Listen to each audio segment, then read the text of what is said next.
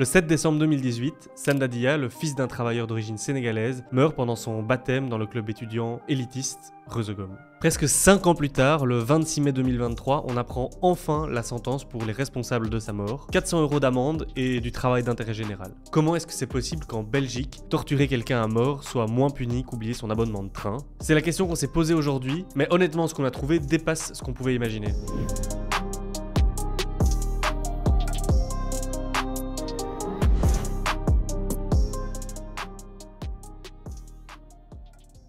Reuzegom, c'est un club qui existe depuis 1950. C'est un groupe non mixte qui accepte que des mecs, et en réalité même que des mecs blancs. Parce qu'il va falloir attendre 2015 pour voir le premier membre noir, et le deuxième, c'était Sanda. Et globalement, c'est un groupe qui rassemble tous les fils à papa de la région anversoise. Les membres de Reuzegom, c'est pas n'importe qui. C'est des fils d'avocats, de médecins, de politiciens, de cadres d'entreprise. On y retrouve par exemple le fils de Cathy Berks, la gouverneure de la province d'Anvers. Un autre, c'est le petit-fils d'un industriel flamand très connu. Et encore un autre, le fils d'un juge. Ils ont même dû déplacer le procès à Hasselt à cause de ça parce qu'il y avait un conflit d'intérêts. Le journaliste Douglas de Koning, qui a écrit un livre sur le sujet où on a trouvé beaucoup d'informations sur l'affaire, explique qu'il y a un lien direct entre le monde des affaires, d'autres professions prestigieuses et le club Reuzegom. Et plusieurs anciens membres sont d'ailleurs aujourd'hui devenus des dirigeants de grandes entreprises. Mais alors, comment ça se fait que Sanda Dia se retrouve là? Parce que son père à lui, il travaille en usine, sur une chaîne de montage pour un constructeur de camions. Il travaille dur pour payer l'université à son fils. Et Sanda, il veut lui payer ça en retour. En fait, dans Reuzegom, il voit un ascenseur social, quelque chose qui va lui permettre d'augmenter son statut dans la société. Un de ses amis explique: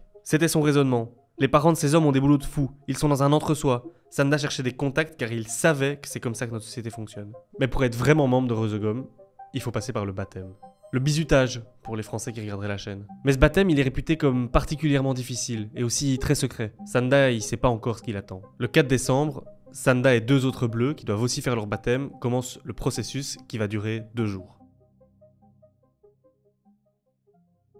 La première étape, c'est de leur faire boire des alcools forts, jusqu'à ce qu'ils s'effondrent. De ce qu'on sait, Sanda, on va au moins lui faire boire une bouteille complète de gin et plusieurs bières. À ce moment-là, alors qu'il est en train de vomir, des membres de Reuzegom lui urinent dessus. La nuit, on lui interdit de boire de l'eau. Pour s'en assurer, les robinets de son code sont littéralement scotchés. Le but, c'est qu'il se réveille avec la plus grosse gueule de bois possible pour le 2e jour. Et avec un début comme celui-là, vous imaginez bien, dès le lendemain matin, Sanda il est pas bien. Pas bien du tout.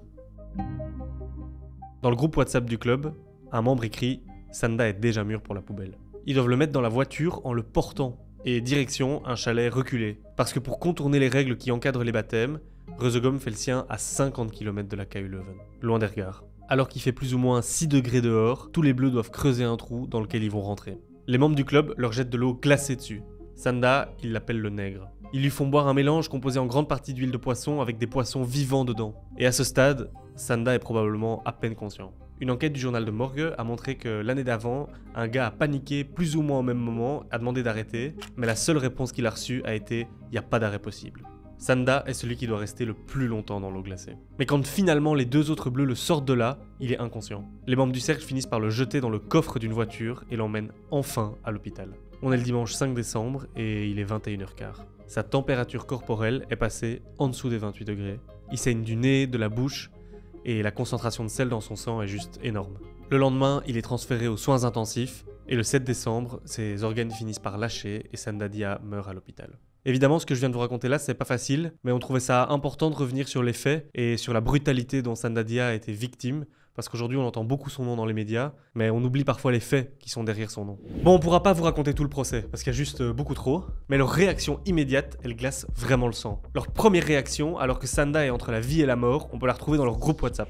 Oh non, on va nous blâmer, Zatje et moi. Bref, ils pensent à leur gueule quoi. Ils sont déjà en train de couvrir leurs traces. Ils suppriment des dizaines de photos et vidéos du baptême. Ils rebouchent les trous, nettoient le chalet de fond en comble. Ils vont même jusqu'à nettoyer le code de Sanda. Le groupe WhatsApp, il est supprimé et plus tard, ils iront même jusqu'à nier son existence. Leurs parents leur conseillent de se rendre invisibles sur les réseaux. Les 18 membres de Reuzegom impliqués disparaissent soudainement de Facebook, Instagram, LinkedIn. Bon, pour vous, ça paraît anecdotique, LinkedIn, hein, évidemment, mais pour eux, c'est important. Même les listes de membres du club sont supprimées. Bref, dès le début, c'est l'alerte générale pour préparer leur défense. L'avocat du père de Sanda Dia, il raconte que dès le début, les rangs étaient incroyablement serrés. Tout indique que les violons ont été accordés de manière experte. Ouais, évidemment, leurs familles ont largement de quoi payer les meilleurs avocats pour les protéger. Et ses avocats ont tout fait pour faire durer le procès, repousser l'affaire. Et comme je l'ai dit au début, finalement la sentence elle est tombée qu'il y a quelques semaines, 400 € d'amende et du travail d'intérêt général. Évidemment, en réaction à ça, partout dans le pays des gens se sont mobilisés. À Anvers, à Leuven, à Gand, à Bruxelles,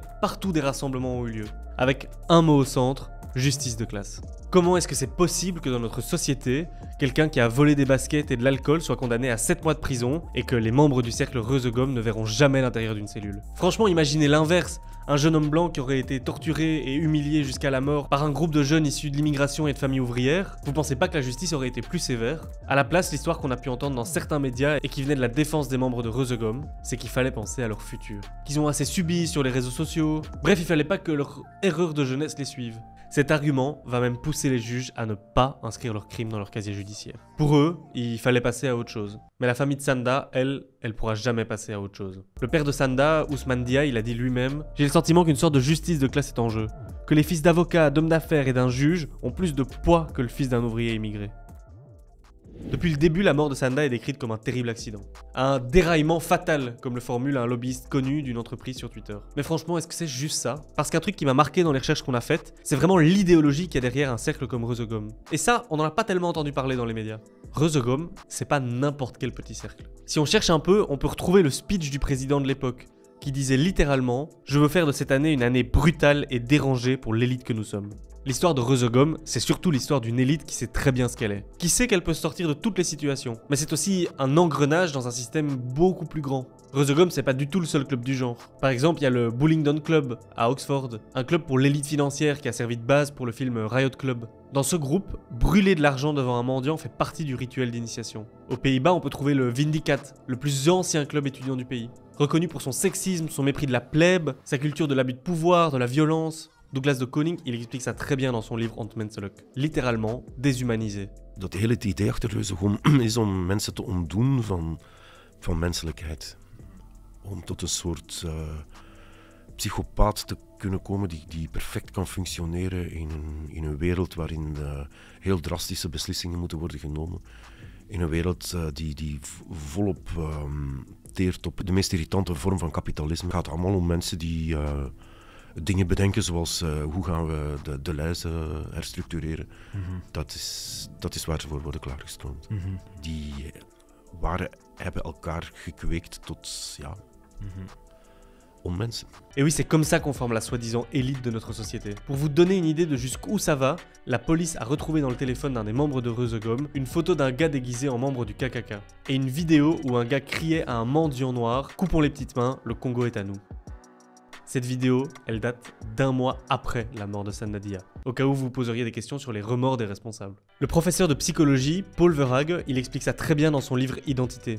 Comment dans notre société capitaliste, des traits comme l'arrogance, la compétition, l'agression sont encouragés, alors que des traits comme la solidarité, l'empathie, la modestie sont tout simplement punis. Bref, l'élite, c'est pas un vague concept. Elle a un nom, elle a un processus par lequel elle se forme et se maintient. Elle intègre très tôt le mépris de la classe ouvrière, le racisme, etc. Et avec des vraies conséquences, dans le vrai monde, quand ces gens deviennent avocats, juges, politiciens, journalistes. Et si cette fois-ci les membres de Reusegom s'en sortent, c'est toute une génération qui aura été marquée par la mort de Sanda Dia, le mépris de classe, le racisme, et qui veut que ça change, et qui le dit. Évidemment, on peut pas finir sans un mot pour la famille de Sanda Dia, ses amis, ses proches, à qui on exprime toute notre solidarité avec l'équipe de Les Bonnes Questions. Courage à vous, et on lâche pas le combat.